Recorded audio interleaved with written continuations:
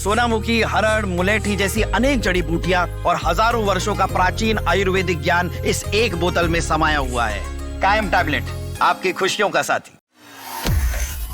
भारत के प्रधानमंत्री नरेंद्र मोदी 2 दिवसीय दौरे पर इजराइल पहुंच चुके हैं। इजराइल पहुंचते ही उनके जबरदस्त स्वागत के लिए खुद इजराइल के प्रधानमंत्री बेंजामिन नेतन्याहू और उनकी पत्नी सारा वहां मौजूद थे। इस यात्रा का मुख्य उद्देश्य भारत के एक अहम ट्रेड और डिफेंस पार्टनर इजराइल के साथ रणनीतिक रिश्तों को और अधिक मजबूत बना देती है। पीएम मोदी ने इजराइल रवाना होने से पहले एक बयान में कहा था, हमारे देशों के बीच एक मजबूत और कई तरह की स्ट्रेटेजिक पार्टनरशिप है।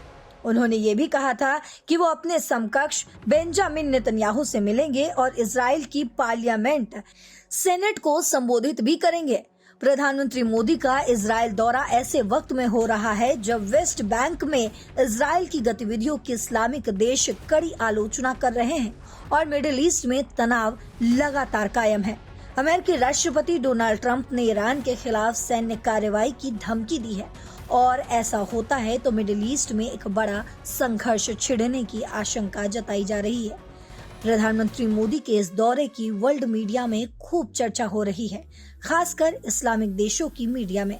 पड़ोसी देश पाकिस्तान का मीडिया तो पीएम मोदी के इजरायली दौरे को अपने लिए खतरे की घंटी तक बता चुका है। पाकिस्तान के प्रमुख अखबार द डॉन ने अपनी वेबसाइट पर एक आर्टिकल में लिखा, भारत और इजराइल के बीच पूर्ण कूटनीतिक संबंध साल 1992 में बने थे। हालांकि 2014 में मोदी के सत्ता संभालने के बाद इस रिश्ते में और गर्मजोशी आई है। प्रधानमंत्री मोदी ने 2017 में प्रधानमंत्री के तौर पर इजराइल का पहला दौरा किया था, जिसके अगले साल नेतन्याहू ने भी भारत का दौरा किया। दोनों नेताओं ने एक दूसरे को दोस्त भी कहा। वहीं डॉन लिखता है कि मई 2025 में जब भारत और पाकिस्तान के बीच तनाव की स्थिति बनी तो इजराइल की मिलिट्री ड्रोन टेक्नोलॉजी का उपयोग पाकिस्तान के खिलाफ डिफेंस स्ट्रेटजी के रूप में किया गया था। वहीं आपको बता दें कि पाकिस्तानी वेबसाइट ने आगे लिखा, ये व्यापार और तकनीक के क्षेत्र में भारत इजराइल की साझेदारी को दर्शाता है, लेकिन इजराइल के साथ ही भारत खाड़ी देशों और ईरान के साथ भी मजबूत रिश्ते बनाए हुए है। आपको बताते चले कि जैसे भारत ने ईरान का चाबहार पोर्ट डेवलप किया है, जो अफगानिस्तान के लिए एक ट्रेड गेटवे है। अफगानिस्तान के तालिबानी अधिकारियों के साथ भी भारत ने रिश्ते कायम किए हैं। डॉन ने कांग्रेस पार्टी की सीनियर नेता प्रियंका गांधी के बयान का भी जिक्र किया है।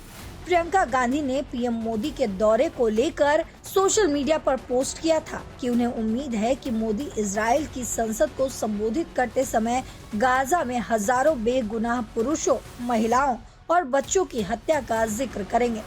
वहीं पाकिस्तानी टीवी चैनल जियो न्यूज के कैपिटल टॉक शो में पीएम मोदी के इजराइल दौरे को लेकर हेडलाइन दी गई है, पीएम मोदी का इजराइल दौरा पाकिस्तान के लिए खतरे की घंटी।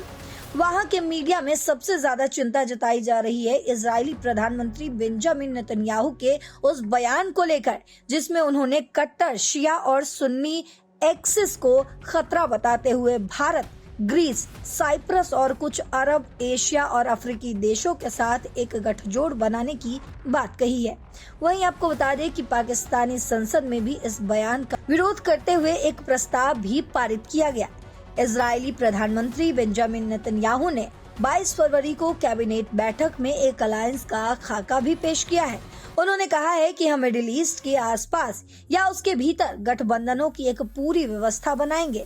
इसमें भारत, अरब देश, अफ्रीकी देश, भूमध्य सागरीय देश यानी कि ग्रीस और साइप्रस और साथ ही एशिया के कुछ देश शामिल होंगे, जिनका अभी मैं विस्तार से उल्लेख नहीं करूंगा। मैं इसे व्यवस्थित तरीके से पेश करूंगा। नेतन्याहू ने आगे कहा कि मकसद उन देशों को एक साथ लाना है जो वास्तविक चुनौतियों और लक्ष्यों को लेकर एक समान सोच रखते हों, ताकि कट्टरपंथी ताकतों का मुकाबला किया जा सके, फिर चाहे वो कट्टर शिया हो जिन पर हमने कड़ा हमला किया है या फिर सुन्नी मुसलमान।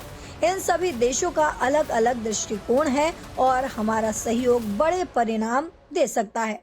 इसके साथ ही हमारी स्थिरता और भविष्य को सुरक्षित कर सकता है। ये फ्रेमवर्क सुरक्षा, खुफिया जानकारी के आदान प्रदान और रक्षा सहयोग को गहरा करने के उद्देश्य से तैयार किया गया है। पाकिस्तानी एंकर हामिर मीर ने कहा है कि ये मामला बहुत नाजुक है, क्योंकि चंद दिनों पहले अमेरिका के राजदूत ने एक इंटरव्यू में ग्रेटर इजराइल की भी बात कही थी। इसकी सऊदी अरब, मिस्र और जॉर्डन समेत कई अरब देशों ने आलोचना की है। एक तरफ नेतन्याहू प्रधानमंत्री नरेंद्र मोदी का स्वागत कर रहे हैं, तो वहीं दूसरी तरफ अमेरिकी राष्ट्रपति डोनाल्ड ट्रंप ईरान पर हमले का मंसूबा बना रहे हैं। बहुत सारे मामलों पर ये सारे इकट्ठा हो चुके हैं। पाकिस्तान के लिए बहुत चिंता वाली स्थिति बन चुकी है। अफगानिस्तान से पाकिस्तान पर हमले हो रहे हैं और अगर ईरान और अमेरिका की जंग शुरू हो गई तो पाकिस्तान के लिए बड़ी मुश्किल हो जाएगी। वहीं पाकिस्तान की इस कैपिटल टॉक शो में शामिल हुए संयुक्त राष्ट्र के पाकिस्तान की स्थायी प्रतिनिधि रही मलीहा लोधी ने कहा कि पाकिस्तान की सीनेट ने पीएम मोदी के ठीक पहले जो रेजोल्यूशन पास किया है वो बहुत ही जरूरी था। ये गठजोड़ एंटी मुस्लिम है। नेतन्याहू ने सुन्नी और शिया एक्सिस को लेकर जो बयान दिया है उससे उनके मंसूबे खुलकर सामने आ चुके हैं। पाकिस्तानी एंकर ने ये भी कहा कि पाकिस्तान के प्रधानमंत्री शहबाज शरीफ ने गाजा में शांति कायम करने के लिए अमेरिकी राष्ट्रपति डोनाल्ड ट्रंप के नेतृत्व वाले बोर्ड ऑफ पीस में जो शिरकत की, पीएम मोदी का इजराइल दौरा उसका जवाब हो सकता है। वहीं पाकिस्तान की पूर्व राजदूत मलीहा लोधी ने कहा है कि पाकिस्तान को इतनी हड़बड़ी में बोर्ड ऑफ पीस में शामिल ही नहीं होना चाहिए था। वहाँ इजराइल के विदेश मंत्री भी मौजूद थे। अगर आप उसी फोरम में बैठे हैं तो कई लोग कह रहे हैं कि ये इजराइल को एक तरफ से मान्यता दे रहे हैं। पाकिस्तान ने इजराइल को एक स्वतंत्र देश के तौर पर आज तक मान्यता नहीं दी है। पाकिस्तान का कहना है कि फिलिस्तीन मुद्दे के समाधान के बिना वो इजराइल के साथ राजनयिक रिश्ते कायम नहीं करेगा। मलीहा लोधी ने अंत में ये भी कहा कि नेतन्याहू गाजा में अपनी कार्रवाइयों की वजह से पूरी दुनिया में अलग थलग पड़ चुके हैं और ऐसे में पीएम मोदी इस दौरे में कुछ पाकर नहीं बल्कि खोकर लौटेंगे। वहीं पाकिस्तान का एक और पत्रकार, राजनयिक और राजनीतिक विश्लेषक मुशाहिद हुसैन ने कहा कि नेतन्याहू ने भारत के साथ एक ऐसी सुन्नी और शिया गठबंधन में साइप्रस को, ग्रीस को और कुछ अफ्रीकन देशों को भी शामिल किया है, तो इसके पीछे इजराइल का अपना ग्रेटर इजराइल का एजेंडा भी है। ग्रेटर इजराइल में सऊदी अरब के कुछ हिस्सों को भी शामिल करने का मकसद है। वहीं दूसरी तरफ पाकिस्तान और सऊदी अरब के बीच एक डिफेंस पैक्ट है, जिसके तहत किसी एक पर भी हमला होता है तो दूसरा देश उसका साथ देगा।